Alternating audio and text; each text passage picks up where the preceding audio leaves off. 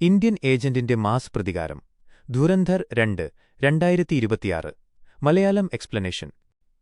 നമസ്കാരം സുഹൃത്തുക്കളെ. ബോക്സ് ഓഫീസിൽ റെക്കോർഡുകൾ തകർത്ത ധുരന്ധർ എന്ന സിനിമയുടെ രണ്ടാം ഭാഗം വന്നെത്തിയിരിക്കുകയാണ്.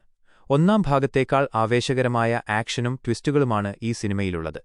പാകിസ്ഥാനിൽ ചെന്ന് അവിടെയുള്ള അധോലോകത്തെയും തീവ്രവാദികളെയും വിറപ്പിച്ച ഒരു ഇന്ത്യൻ അണ്ടർകവർ ഏജന്റിന്റെ കഥയാണിത്. കഥ അല്പം കോംപ്ലിക്കേറ്റഡാണ്, അതുകൊണ്ട് വീഡിയോ മുഴുവനായി കാണുക. നമുക്ക് ധുരന്ധർ 2ന്റെ കഥയിലേക്ക് കടക്കാം. കഥയുടെ തുടക്കം സിനിമ ആരംഭിക്കുന്നത് ജസ്കിരത് സിംഗ് റാങ്കി എന്ന യുവാവിലൂടെയാണ്.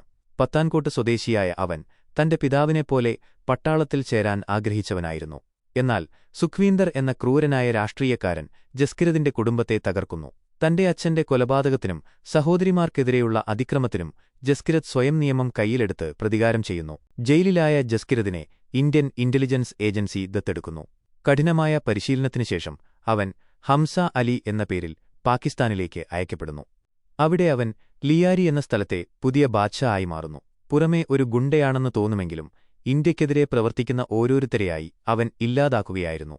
ഇതിനിടയിൽ ഇന്ത്യയിലെ നോട്ടുനിരോധനം പാകിസ്ഥാനിലെ കള്ളപ്പണ മാഫിയയെ എങ്ങനെയെല്ലാം ബാധിച്ചുവെന്ന് സിനിമ വ്യക്തമായി കാണിക്കുന്നുണ്ട്.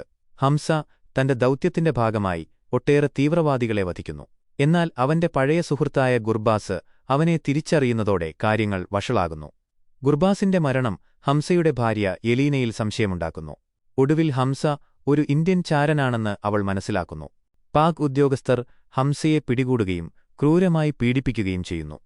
എന്നാൽ Indian intelligence chief Ajay Sanyal നടത്തിയ തന്ത്രപരമായ നീക്കത്തിലൂടെ ഹംസ മോചിപ്പിക്കപ്പെടുന്നു. ഒടുവിൽ എല്ലാ ദൗത്യങ്ങളും പൂർത്തിയാക്കി അവൻ തന്റെ ജന്മനാടായ പത്താൻകോട്ടിലേക്ക് തിരിച്ചെത്തുന്നു. രാജ്യത്തിനുവേണ്ടി സ്വന്തം ജീവിതം ബലികഴിച്ച ഒരു പോരാളിയുടെ കഥയാണ് ധുരന്ധർ 2. നിങ്ങൾക്ക് ഈ സിനിമയുടെ കഥ ഇഷ്ടപ്പെട്ടെങ്കിൽ വീഡിയോ ലൈക്ക് ചെയ്യാനും ഷെയർ ചെയ്യാനും മറക്കരുത്. ഇതുപോലെയുള്ള കൂടുതൽ സിനിമാ വിശദീകരണങ്ങൾക്കായി ഞങ്ങളുടെ ചാനൽ സബ്സ്ക്രൈബ് ചെയ്യുക. അടുത്ത വീഡിയോയിൽ കാണാം. നന്ദി.